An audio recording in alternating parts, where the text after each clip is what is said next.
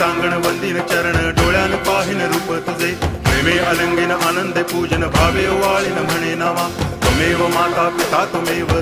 बंधुश्च सखा त्वमेव विद्या द्रवणं त्वमेव सर्वं मम देव कायेन वाचा मनसेन्द्रियैर्वा बुद्ध्यात्मना वा प्रकृति स्वभावात् करोमि यद्यत् सकलं परस्मै नारायणायति समर्पयामि अच्युतं केशवं रामनारायणं कृष्णदामोदरं वासुदेवं हरि गिरिधरं माधवं गोपिकावल्लभं